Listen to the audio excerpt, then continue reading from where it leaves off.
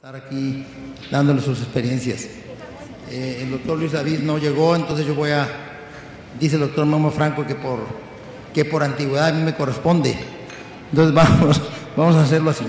Vamos a empezar para tomar, ya se retrasó esta plática, realmente estamos cortos de tiempo, vamos a tratar de hacerlo lo más rápido que se pudiera, porque tenemos también la sesión de negocios y todavía continúan las pláticas.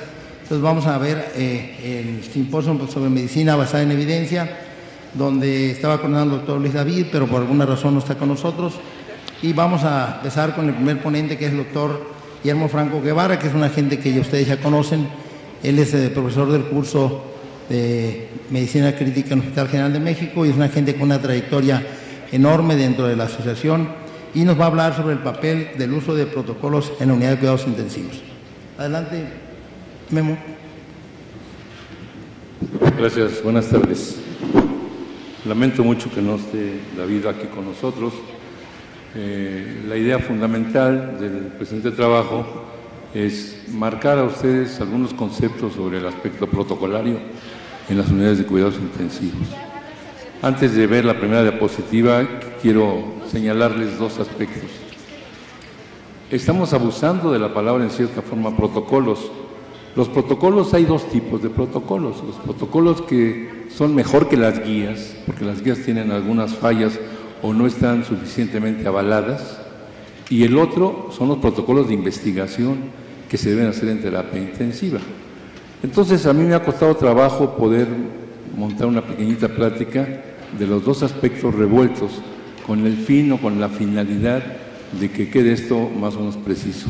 Afortunadamente el doctor Gutiérrez Lizárraga está en esta mesa, yo no lo sabía, pero él seguramente va a reconocer gran parte de su apoyo en un libro que él tiene maravilloso sobre protocolos precisamente y algunos problemas de manejo en los enfermos graves. Si me quiere pasar la primera, por favor. ¿El que sigue, por favor? Voy marcando aquí.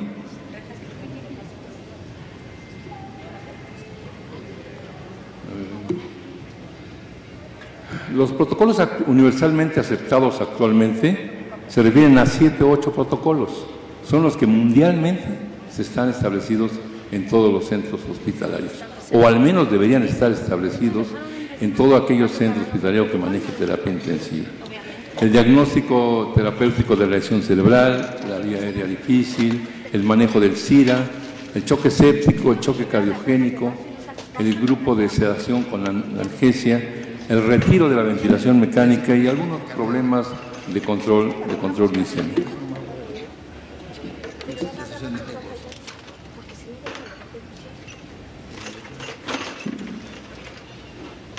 No avanza esto, pero ahí está. Veamos rápidamente, le pido de favor a las gentes en cuanto a la proyección que nos vayamos rápido en esta primera mitad, porque es un repaso prácticamente de los conceptos más importantes de cada uno de estos protocolos. La lesión cerebral aguda, indiscutiblemente sus objetivos es la atención oportuna. La calidad de la atención inicial es la que marca la pauta en cuanto al pronóstico de estos enfermos. Conocer las bases fisiopatológicas es indiscutible y definir el grado de lesión. El daño primario se demarca como el inmediato al impacto, el que sigue de inmediato al impacto. Hay que vigilar la progresión de este daño, con lesiones funcionales, las lesiones estructurales, si son reversibles, si son irreversibles, si son focales o bien si son difusas. Y no olvidar que la hipoxia o isquemia produce daño cerebral difuso.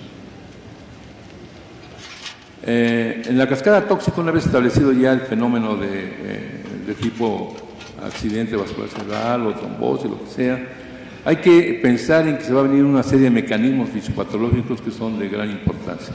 La liberación de los radicales libres, la peroxidación lipídica, la trombosis de la microcirculación, el proceso inflamatorio, la apoptosis y el edema secundario, que como sabemos todos puede ser de tipo vasogénico o citotóxico.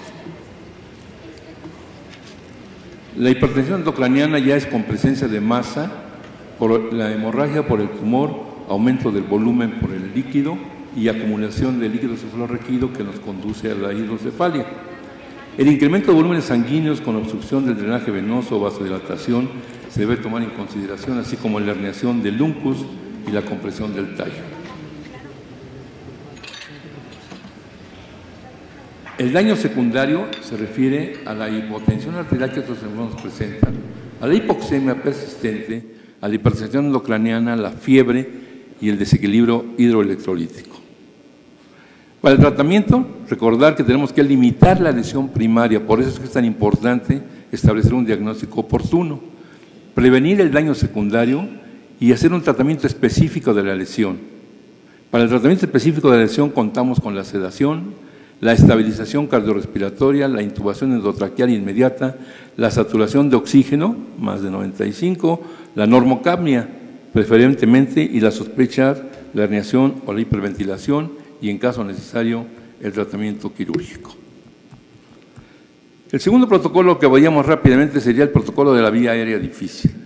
Esta se puede ver a varias razones fundamentales, pero hay dos que son de gran importancia. O el enfermo se emplean los relajantes musculares de un principio en forma inadecuada, o hay una mala preparación para la ventilación orotraqueal o nasotraqueal, por sedación inadecuada, analgesia incompleta o relajación excesiva. Debemos ver la posición que debe ser la adecuada para la intubación, pero generalmente es una posición inadecuada de la cabeza durante la intubación, y para esto se sugiere siempre la hiperextensión hacia atrás de olfateo y elevación de la cabeza con algún cojín o algún otro artículo para levantar aproximadamente unos 20 centímetros y poder realizar la intubación un poco mejor. El objetivo principal podría conceptuarse en dos aspectos: considerar oportunamente cuando se trata de una vía aérea difícil y decidir si se intuba consciente más analgesia o inducción rápida para anestesia general. La ventilación difícil va a determinar cambiar la posición. Debemos añadir siempre una persona, si tenemos presente algún compañero, al procedimiento, la colocación de la cánula de Gödel, la cricotirotomía cutánea, la mascarilla facial y preferir desde luego la mascarilla laríngea. No es posible pasar el tubo traqueal, entonces debemos pensar que hay tres factores importantes. O la laringe está inflamada con gran edema importante, o hay presencia de un absceso, o hay una estenosis que nos impide el poder intubar adecuadamente al paciente. Las situaciones que dificultan el procedimiento es, en caso de mascarilla facial, cuando hay un trauma facial, una obesidad mórbida, acromegalia, o bien la intubación hay prominencia dentaria, micrognatia, cuello corto, macroglosia, hematoma en cuello y en tórax, y la fractura de mandíbulas o la limitación de la apertura de tipo oral, ¿no? Los protocolos tienen un elevado impacto en el pronóstico del paciente en estado crítico. Es de gran importancia que en las distintas unidades de cuidados intensivos se lleven a cabo estudios controlados, randomizados, con el fin de dominar efectivamente el arte de la ventilación, que permita reducir el tiempo de duración de la ventilación mecánica. Se debe seleccionar adecuadamente al paciente, especificar sus necesidades, establecer las preferencias clínicas y conocer los recursos institucionales de equipo y de medicación de apoyo. Las estrategias para la ventilación deben ir suplementadas en forma obligatoria de un control estricto del equilibrio ácido básico, electrolítico, manejo del broncoespasmo, posición del paciente, manejo de secreciones y atención del estado nutricional. El SIRA, provocado fundamentalmente por daño por la ventilación mecánica asistida, tiene tres conceptos que debemos siempre tomar en consideración. Hay barotrauma, hay atelectrauma o hay biotrauma. En caso de biotrauma, la presión inspiratoria excesiva, la ruptura alveolar, el neumotórax o neumomidastino con el enfisema subcutáneo estarán presentes. En caso de atelectrauma, las fracturas de membranas alveolares es el requisito sine qua non. Y en el biotrauma, generalmente hay liberación ya de citoquinas y la falla orgánica múltiple. Reducir el volumen en estos enfermos a 6 mililitros por kilogramo, mantener la presión alveolar a menos de 30 centímetros de agua y adecuar el PIB para mantener siempre una saturación de oxígeno en 90%. La adecuación del PIB va en función con el flujo inspiratorio. Considerar hipercapnia permisiva, el decúbito prono y la ventilación de alta frecuencia, el uso de óxido nítrico y oxigenación de membrana extracorpórea. Las maniobras de rescate que se consideran en estas situaciones es las siguientes consideraciones. El bloqueo neuromuscular se usa solo cuando empleamos ventilación de alta frecuencia. El decúbito prono tiene buen efecto de reclutamiento y un efecto protector pulmonar, pero no debe usarse más de 24 horas. La ventilación de alta frecuencia está muy limitada, es un método protector alveolar, exige bloqueo neuromuscular y vigilancia superestrecha. El procedimiento de B-Level no se conoce muy bien en muchos centros hospitalarios, utiliza la PIB alta y la PIB baja alternando. La oxigenación con membrana extracorpórea no está aceptada en forma general y el óxido nítrico inhalado produce efecto vasodilatador pulmonar. Mejora la relación BQ, no se ha demostrado que mejore la sobrevida.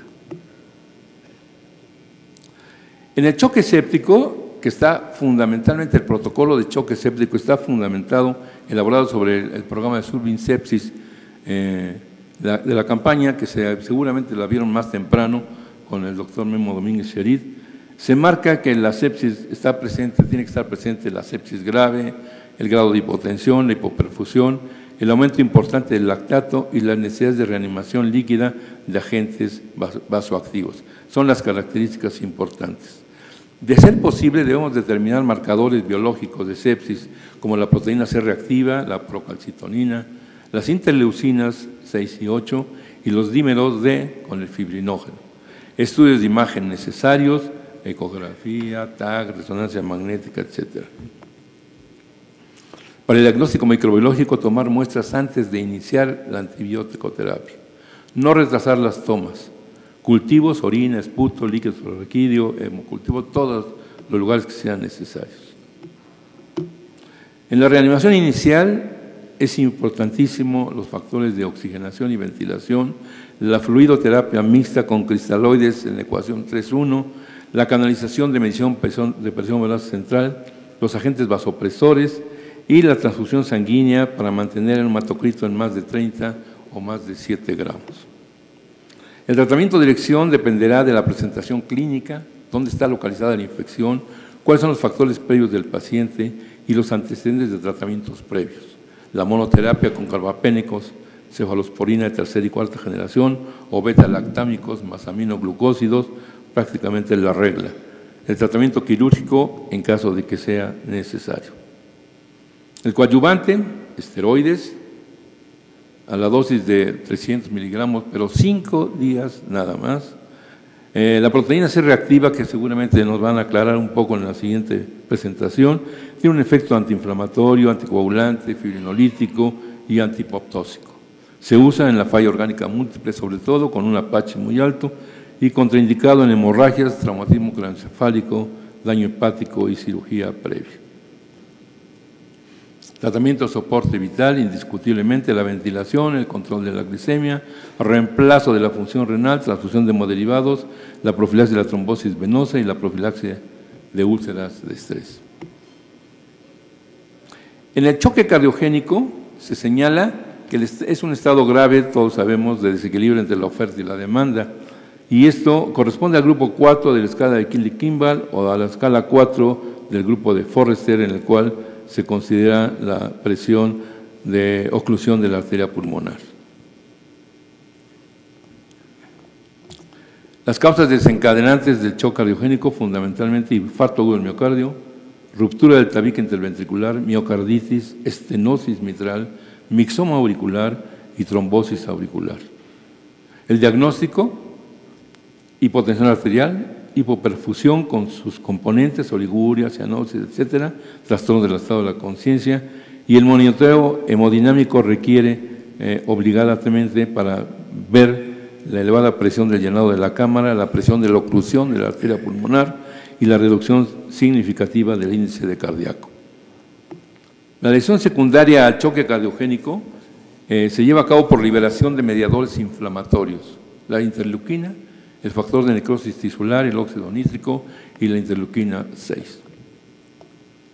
Tratamiento, intubación orotraqueal o ventilación mecánica no invasiva, soporte ventilatorio, antiagregantes plaquetarios, analgesia con morfina, soluciones parenterales, vigilando la sobrecarga, y vasopresores como la dopamina, vigilando la frecuencia cardíaca. Diuréticos también, el balón de contrapulsación si se cuenta con él, la revascularización miocárdica temprana y valorar el uso de vasodilatadores para mantener una perfusión adecuada y congestión pulmonar. Trombolisis, menos de 12 horas del evento. Retiro de la ventilación mecánica es uno de los protocolos más importantes y más serios que se tienen que tomar en consideración. Entre más prolongada sea la ventilación mecánica y más profunda sea la alteración funcional, mayor dificultad se tendrá para el retiro del ventilador. No es lo mismo destetar la asistencia mecánica ventilatorio que extubar al paciente. El éxito del retiro de la ventilación mecánica depende de la experiencia del operador y de la interacción de la enfermera y el técnico en terapia respiratoria. El protocolo de extubación, aquí hay un error, disculpen, debe decir extubación, se ha considerado que en promedio los pacientes permanecen en unidad de cuidados intensivos 9.3 días y que la asistencia mecánica ventilatoria es de 6 y tantos por día y que hay pacientes que se tienen que reintubar en un elevado porcentaje. La experiencia nos ha enseñado que existe un traslape con los procedimientos de sedación por abuso de esta última y que nos desvía la atención sobre el momento oportuno del retiro del soporte ventilatorio. Recientemente varios autores han mencionado esta situación como de importancia vital que debe protocolarizarse institucionalmente. Los protocolos no deben representar reglas rígidas, pero sí deben ser unas mejores guías para el manejo del paciente gravemente enfermo. Los protocolos deben de desarrollarse institucionalmente con el fin de apegarse a determinadas reglas básicas no discutibles. Innumerables avances se han obtenido en la metodología de la ventilación gracias a diversos protocolos que han revisado la elevada morbilidad y los costos de tales procedimientos. La prematura extubación de la ventilación mecánica puede contribuir a la incidencia elevada de extubación fallida, neumonía nosocomial e incremento de la mortalidad. Tradicionalmente, los médicos tenemos el enfoque de descontinuar en forma graduada la reducción del soporte ventilatorio. Sin embargo, el gradual retiro puede ser innecesario para extubar al paciente que se ha recuperado de su insuficiencia respiratoria. La decisión de extubación debe ser guiada por un juicio clínico y datos objetivos que minimicen el riesgo de innecesaria reintubación. La medicina basada en evidencias nos señala que es indispensable un cambio en la cultura de conocimiento de la reducción progresiva del modo de asistencia ventilatoria sobre el tiempo de reconocer la recuperación de la insuficiencia respiratoria como el más importante parámetro para la manipulación de la asistencia ventilatoria. El choque séptico y el trauma craneoencefálico posiblemente sean dos entidades que en el presente son de gran interés para la elaboración de protocolos de investigación, debido a que continúa presentándose una elevada mortalidad a pesar de los grandes esfuerzos, en promedio de 40%. El conocimiento de los mecanismos patofisiológicos en ambas entidades es de gran importancia. El manejo de la baja presión con el empleo de vasoconstrictores puede llevarnos a una reducción en la perfusión de alto riesgo en determinados órganos. Se deben investigar sustancias que mejoren el severo daño cerebral, que reduzcan el edema cerebral, pero que simultáneamente mantengan una perfusión cerebral adecuada. Es importante continuar con las investigaciones de la barrera hematoencefálica, la presión coloidosmótica, el uso de agentes antihipertensivos específicos, la terapia con soluciones coloidales y los volúmenes expansores de plasma, etc. En el choque séptico, reconsiderar el mantenimiento del líquido plasmático y del intersticio ayuda a reducir el edema periférico de los tejidos. Protocolarizar cuidadosamente el estudio de los cambios de fluido plasmático y las proteínas del intersticio. Estudiar el escape transcapilar con la moderna teoría del Z-poro y algunas transporinas. El retorno a la circulación con el papel tan importante que juega el sistema linfático.